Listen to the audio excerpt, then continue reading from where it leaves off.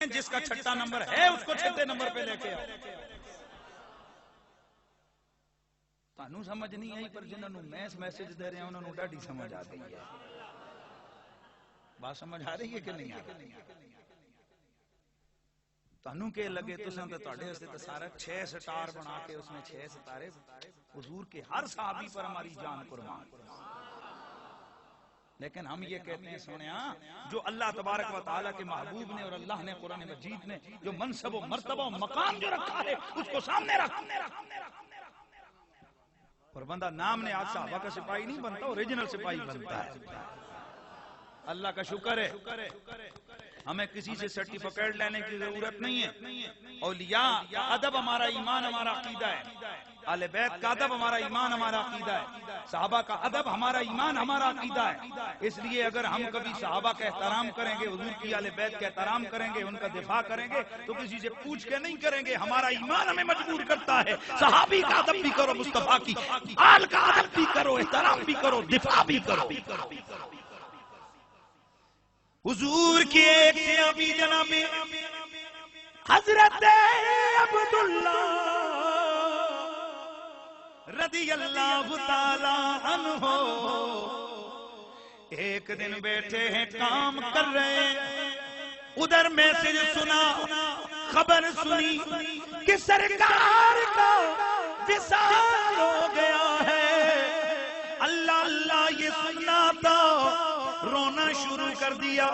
میرے آقا کی بارگاہ میں حاضر ہوئے، میرے آقا پر درود پڑھتے رہے. جب سرکار کا جسد اطہر مطہر طیب،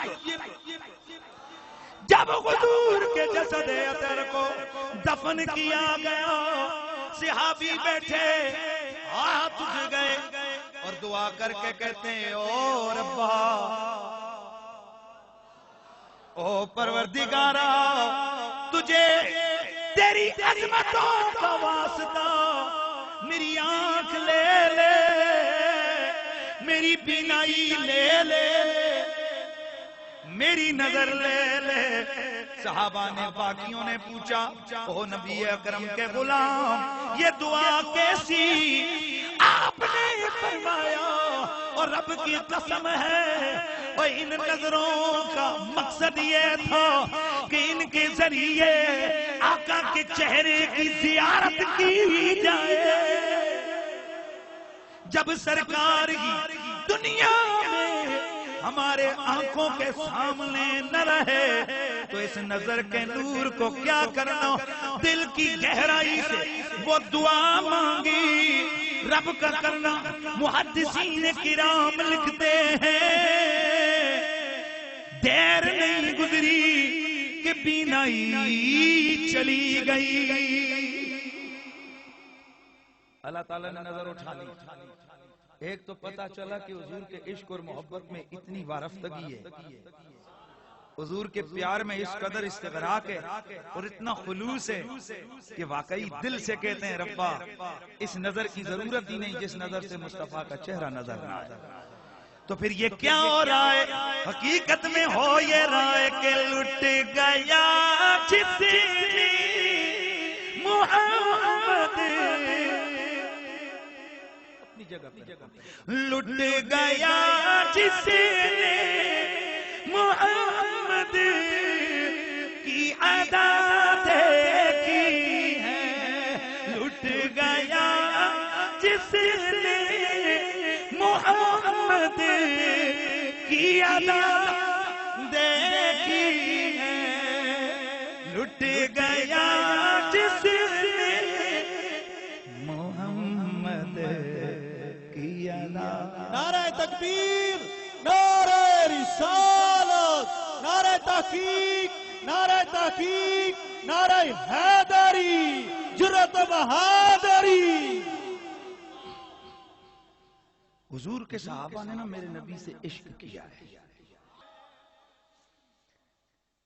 یوں ہی وقت گزرتا گیا یہاں تک کہ سرکار کا وصال ہو گیا. صحابہ کہتے ہیں ہم نے مدینے میں جہاں اور غم کے منظر دیکھے وہاں یہ بھی منظر دیکھا کہ یہ یافور پورے 3 دن مدینے کی گلیوں میں پھرتا رہا.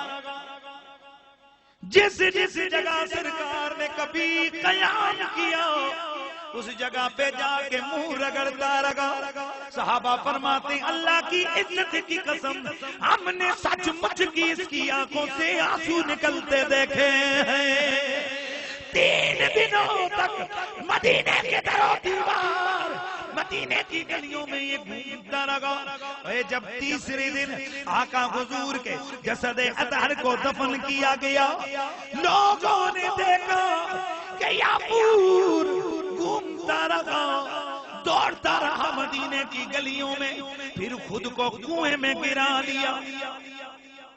آج بھی مدینہ شریف میں بئر یعقوب موجود ہے. اوپر سے وہ کنواں موجود ہے جس میں اس یعقوب نے گر کے جان لی. یار جانور ہے جانور ہے اور اتنا پیار ہے اتنا محبت اتنا عشق ہے کہ حضور نظر نہیں آئے تو جان ہی دے دی.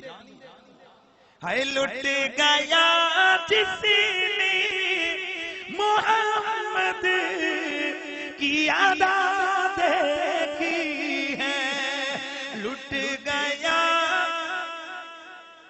جس نے محمد کی ادا دیکھی ہے. پیار سے ذرا کہہ دو لٹ گیا. نعرہ تکبیر کی ادا دیکھی.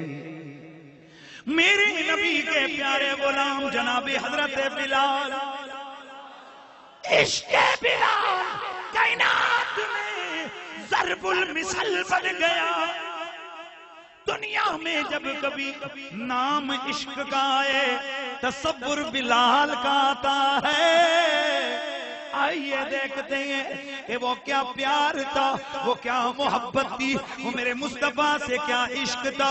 اللہ اللہ حضرت بلال رضی اللہ تعالیٰ عنہ میرے نبی اکرم فخر دو عالم صلی اللہ تعالیٰ علیہ وآلہ وسلم کے عاشق وہ محبت کرنے والے کہ لوگ ظلم و ستم کا تختہ مشق بنا رہے ہیں غموں کے پہاڑ توڑے جا رہے ہیں. ساری زندگی میرے قریب نبی کا پیار دل میں ایسے توجہ کرنا. پتھر مارے جا رہے ہیں آگ کے انگارے ڈالے جا رہے ہیں گرم ریت پر گھسیٹا جا رہا ہے. مطلب و مقصد کیا ہے بلال تو یہ کہہ دے کہ میں نے محمد کو چھوڑ دیا ہے. یار حالانکہ قرآن مجید نے ریلیکسیشن تو دی ہوئی تھی نا کہ جب تمہیں سختی ہو تمہیں جان جانے کا اندیشہ ہو تو اس وقت منہ سے کہہ دو اس طرح کا جملہ پر دل سے نہیں کہنا.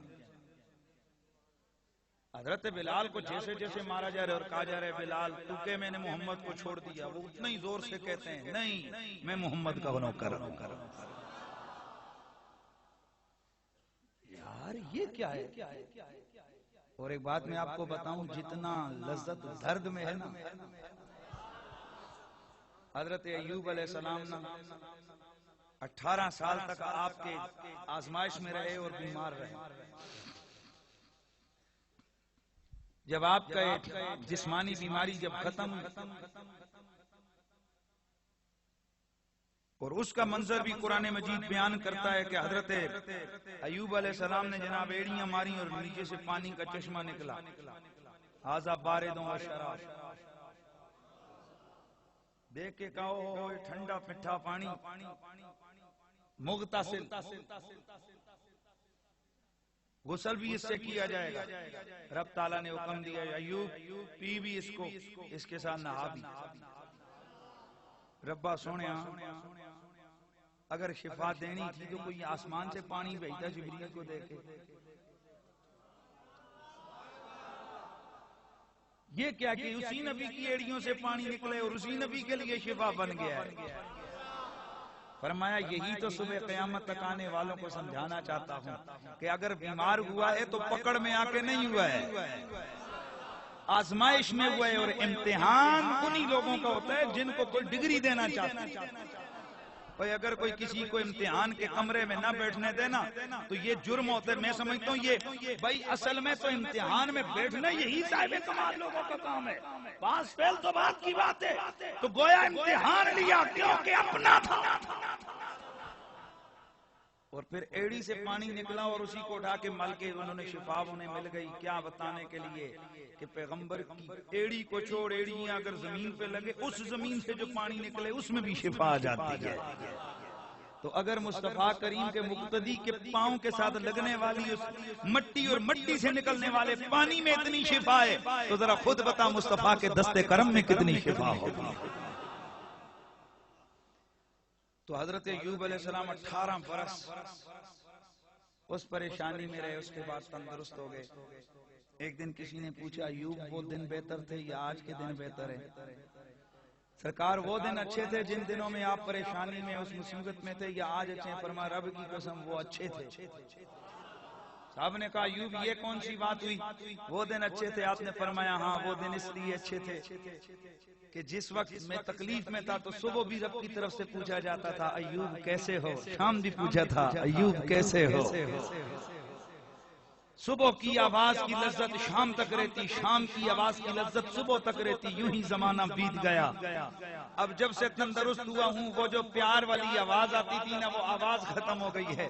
اب کوئی بلال سے پوچھے بلال یہ کیا تمہیں مار رہے ہیں کہ چھوڑ, اور تو چیخ کے کہہ رہے محمدی ہوں, وہ کہتے ہیں چھوڑ محمد کو, اور تم اور فرمایا تمہیں کیا بتاؤں. آئے ہائے. اور ایک دفعہ آپ نے فرما دیا تھا, آپ نے فرمایا اللہ کی عزت کی قسم بلال کو جو لذت ان کوڑوں میں ملتی تھی نا اس کے بعد اللہ کی کسی نعمت میں میسر نہیں آئی.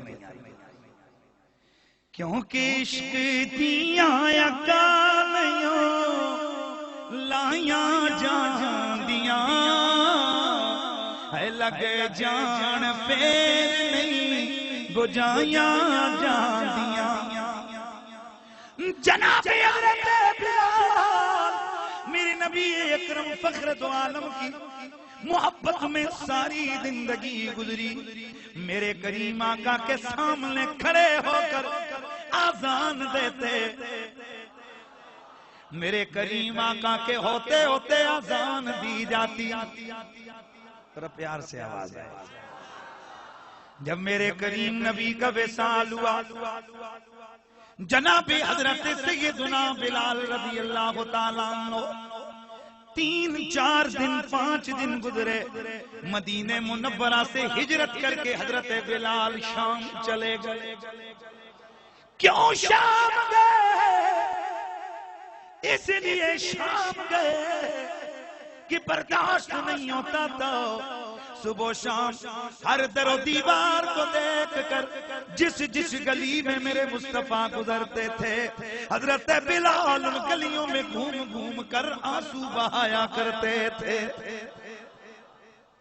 اور حضرت بلال کے عشق کا وہ دردناک, اور میں کہتا ہوں کہ وہ عشق کی وہ پرکیف گھڑیاں آج بھی جس وقت انسان اس واقعے کو سنتا ہے تو ایک دن حضرت بلال نے کیا دیکھا, خواب میں میرے مصطفیٰ نظر آ گئے, خواب میں میرے آقا کی زیارت نصیب ہوئی. میرے کریم آقا نے فرمایا او بلال, بلال ہمیں چھوڑ کر دور جا بسے ہو. جناب حضرت بلال نے ملک شام سے سفر باندھا, بلال مدینے میں آ گئے. ادھر مدینہ منورہ میں حضرت بلال آئے, نماز کا وقت ہوا, جناب حسن کریمین آ گئے, میرے نبی کے صحابہ آ گئے. آکے صحابہ نے یہ کہا, یہ درخواست کی, اے بلال آج پھر وہ اذان سنائیے جو رسول اللہ کے زمانے میں سنایا کرتے تھے. حضرت بلال انکار کرتے رہے, فرمایا مجھ سے برداشت نہیں ہوگا, جب میں اشہد ان محمد رسول اللہ پڑھوں گا تو مجھ سے برداشت نہیں ہوگا. صحابہ نے جناب حسنین کریمین کو بلایا, جناب حسنین کریمین کو بلایا اور بلا کر کے فرمایا حسنین تم رسول اللہ کے شہزادے ہو، بلال کو پتا ہے کہ رسول اللہ تمہاری کوئی بات ٹالتے نہیں تھے، بلال تمہاری بڑی قدر کریں گے، تم جاؤ جا کر بلال سے کہو کہ بلال آج ہمیں پھر سرکار کے دور والی اذان سنا دیں۔ اللہ اللہ حسنین کریمین آ گئے، آ کے فرماتے ہیں بلال وہ اذان تو سناؤ جو رسول اللہ کے زمانے میں جو نانا کے دور میں سنایا کرتے تھے۔ حضرت بلال ننھے شہزادوں کی بات نہ ٹال سکے۔ ایک گل ذہن چ رکھیو، اے صحابیاں دا حضرت بلال دے کول حسنین نوں آڑنا، او بات سنو، حضرت ابوبکر حضرت عمر نہیں تھے، حضرت عثمان نہیں تھے، باقی بدری صحابہ نہیں تھے، ان کو کیوں نہیں لایا؟ ننھے حسنین کو لانا، ان سے کہلوانا مزاج صحابیت کا رنگ بتاتا ہے، حضرت بلال کی عقیدتوں کی جھلک سمجھاتا ہے۔ صحابہ کو پتا تھا کہ ہیں تو سارے صحابی ہیں، پر نبی کی جو قربت اور نسبت ہے اس نسبت کا لحاظ زیادہ رکھا جاتا ہے، اس لیے تو حضرت بلال نے نسبت کا خیال رکھا نا، حسنین کریمین کا ہاتھ ٹالا نا، ورنہ عمر میں تو جناب اور بڑے بڑے صحابہ موجود تھے۔ یہاں سے مزاج بلالی پتہ چلتا ہے۔ اے بلال، بلال کے نعرے لگانے والوں اس مزاج کو سمجھو، مزاج بلالی ہے، دل میں سکت نہیں ہے، جذبوں میں وہ طرف اور کیفیت ہے کہ ہمت جواب دے گئی ہے، پر ننھے حسنین کی ڈیمانڈ کو ٹال نہیں رہے۔ یہاں سے پتہ چلا اہل بیت کا خیال رکھنا یہ رسول کے صحابہ کی سنت ہے۔ حسنین کریمین آ کر کہنے لگے بلال وہ اذان سناؤ۔ جناب حضرت بلال کھڑے ہو گئے، اللہ اکبر اللہ اکبر اللہ اکبر اللہ اکبر۔ ادھر جناب بلال کی آواز سنائی دی، ادھر مدینے میں جتنے بھی عورتیں جتنے بھی بچے گئے، ساری عورتیں سارے بچے سارے بوڑھے سارے جوان دوڑتے ہوئے گلیوں میں آ گئے، اس لیے کہ آج میرے آقا کا دور یاد آ گیا۔ صحابہ کہتے ہیں ہمیں یوں لگا ہم دوڑے دوڑے مسجد نبوی میں آئے، آ کر ہم نے ممبر کو دیکھا کہ سرکار کہاں بیٹھے ہیں۔ اللہ اکبر اللہ اکبر۔ جن کی روٹیاں پک رہی ہیں وہ روٹیاں پکتی رہی، جو کام ہو رہا ہے کام ادھر رہا، داڑے مارتے ہوئے میرے نبی کے صحابہ حضور کے نوکر مدینے کی گلیوں میں آ گئے۔ صحابہ کہتے ہیں کہ آج مدینے میں وہ کوہرام برپا ہو گیا کہ جو سرکار کے وصال والے دن تھا، آج ہر ایک دوڑ رہا ہے، ہر ایک سرکار کی محبت میں آنسو بہا رہا ہے۔ حضرت بلال آگے پہنچے، اللہ اکبر اللہ اکبر اللہ اکبر اللہ اکبر، اشہد ان لا الہ الا اللہ، اشہد ان لا الہ الا اللہ، اشہد ان محمد رسول اللہ۔ جیسے ہی جناب بلال کی زبان مقدسہ مطہرہ پر میرے نبی کا نام آیا، ہمت جواب دے گئی، برداشت جواب دے گئی۔ جناب حضرت بلال میرے نبی کی جدائی میں، اس غم میں، اس پریشانی میں، میرے سرکار کی اس محبت کی تڑپ میں بے ہوش ہو کر گر پڑے۔ اللہ اللہ، سارے لوگوں کو سرکار کا دور یاد آ گیا، پورے مدینے میں کوہرام مچ گیا۔ ہر ایک آج در و دیوار کو چوم چوم کر پھر آنسو بہا رہا ہے. آقا یہاں سے چلا کرتے تھے. حضرت سرکار عبداللہ بن عمر رضی اللہ تعالیٰ عنہ طبقات ابن سعد کی روایت ہے. آپ جب بھی مسجد نبوی میں آتے آ کر منبر کو ہاتھ لگا کے چوم. کسی نے سوال کیا کہ عبداللہ بن عمر یہ ہاتھ لگا کے اس لکڑی کے منبر کو کیوں چومتے ہو؟ آپ نے فرمایا چپ کر، لکڑی کا منبر نہیں ہے، ھذا مکان رسول اللہ، میرے آقا ادھر بیٹھا کرتے.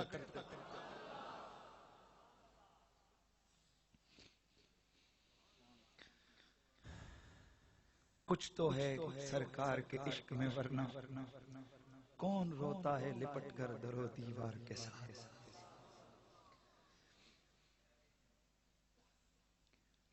لذت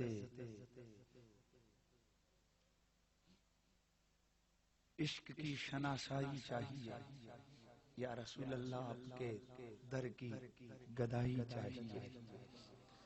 آپ کے نام پہ جھوما کروں، مچلا کروں، رسوا ہو جاؤں.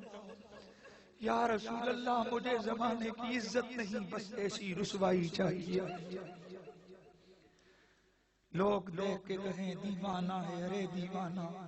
میں کہوں ہاں منگتا سرکار کا ہوں. حضرت سرکار بلال حبشی رضی اللہ تعالیٰ عنہ آپ بے ہوش ہو کر گرتے ہیں. آج سارے صحابہ باہر نکلتے ہیں، کوئی کسی مٹی کو ہاتھ لگا کے چومتا ہے، کوئی سرکار کی مسجد میں آ کر جھومتا ہے. آج وہ یاد تازہ ہو گئی. حضرت سیدنا بلال رضی اللہ تعالیٰ عنہ آپ کو جب ہوش آیا ادھر ہی اٹھے، آنسو پوچھتے ہوئے پھر رکھتے سفر باندھا، میرے نبی کی خدمت میں حاضر ہوئے.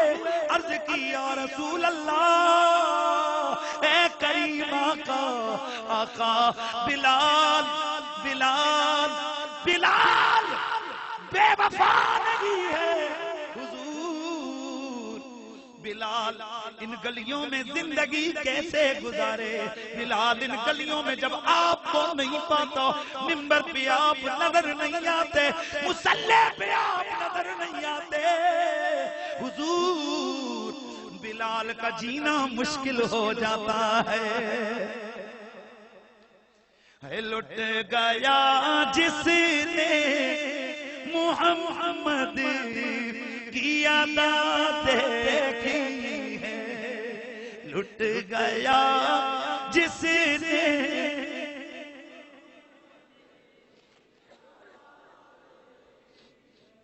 اور میں یہ واقعہ اکثر ایک سناتا ہوں. حضور کے صحابہ کی کیا ادائیں تھیں. ہر صحابی کی یہ خوشی ہوتی تھی، یہ تمنا ہوتی تھی کہ حضور مجھے دیکھ کے خوش ہو جائے، حضور کسی طرح خوش ہو جائے. بھئی حضور کے ایک صحابی ہیں نا، توجہ ہے سب کی. وہ آ کر حضور کے سامنے ایسی ایسی حرکتیں کرتے،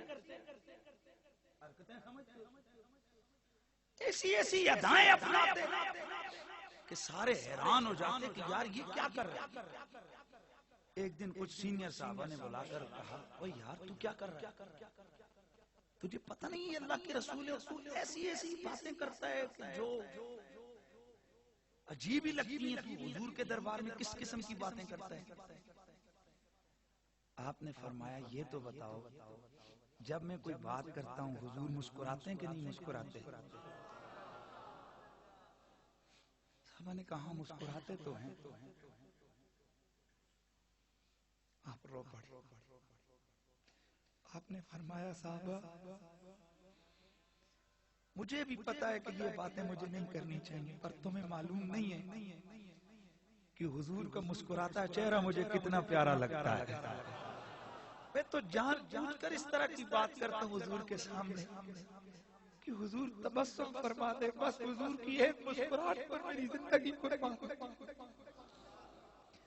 اور یہی صحابی بخاری شریف کی روایت تو معروف ہے. یہی صحابی ہیں سرکار کے، یہ روز ان کی ڈیوٹی پتہ ہے کیا ہوتی؟ یہ جا کے کھڑے ہو جاتے چوک میں. چوک سمجھتے ہو جہاں سے بیرونی شہروں کے جو قافلے آتے راستے میں بڑے راستے میں جا کے کھڑے ہو جاتے. تو باہر دیہات سے لوگ اپنا سامان بیچنے کے لیے شہر میں آتے مدینہ شریف میں. تو یہ جا کر بیٹھ جاتے ادھر. تو جو کوئی آتا کیا لے کے آئے ہو؟ تو آپ کو پتا ہے کہ جو ایک زمیندار ہوتا ہے وہ نئی چیز لے کر اس کی کوشش ہوتی ہے کہ سب سے پہلے مارکیٹ میں میرا فروٹ جائے, میرا پھل جائے, میری سبزی جائے. تو جو نئی چیز آتی نا, سبزی آتی, فروٹ آتا, کھجوریں آتی, جو بھی انہیں کی فروٹ آتا, وہ کہتے بھائی نیا فروٹ ہے, اچھا ادھر لے آؤ, کتنے کا اتنے کا, چلو آؤ, پیسے آنا دوں گا نا. ظاہر ہے اس وقت تو کوئی آج کل کا شہر تو تھا نہیں, لوگ کئی دن لگا کے اپنا سامان بیچتے تھے. وہ خوش ہوتے کہ چلو بھائی پہلے ہی گاہک لگ گیا.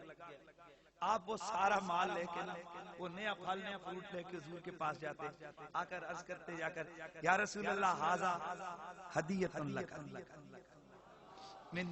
حضور تحفہ لے کے آئے. اب سرکار خود تناول فرماتے صحابہ تو یہ چپ گئے نا,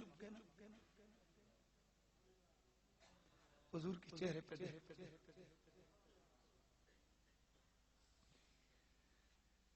میرے آقا وہ چیز کھاتے.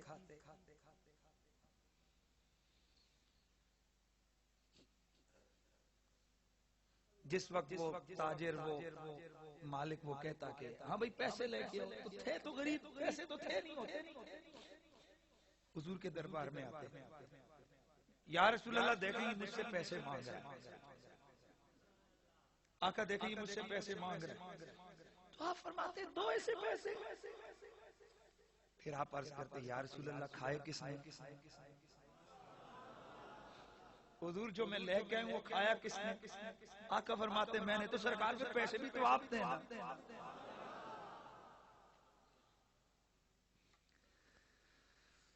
یوں ہی آپ کا وقت گزر رہا ہے, روز چیز لے کے آتے, بس جب یہ کہتے نا حضور آپ نے کھایا تو پیسے بھی آپ دیں. کبھی میرے آقا خود پاس سے دے دیتے, کبھی اگر جیب میں نہ ہوتے تو سرکار حضرت ابو بکر کو فرماتے ابو بکر دے دو اسے, کبھی کہتے عمر دے دو اسے, کبھی کہتے عثمان دے دو اسے. جب وہ چلا جاتا یہ 2 4 5 10 دفعہ ہو گیا. صحابہ کے حضور کے سامنے تو کوئی نہیں بولتا تھا, لیکن ایک دن کچھ صحابہ نے آ کر ان کو پکڑ لیا. تو نے کیا حرکت بنائی ہے؟ روز لے کے آتے اور آ کر حضور سے پیسے لے کر دیتا ہے اس تاجر کو, اور آ کر تو روز یہ کیا حرکت کر رہا ہے؟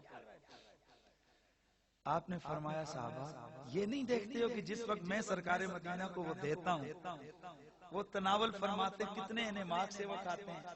اور پھر اگلی بات یہ ہے کہ اس کے بعد جب میں انہیں کہتا ہوں آپ پیسے دیں تو پھر وہ جب مسکراتے ہیں وہ دیکھتے ہیں حضور خوش ہو جاتے ہیں.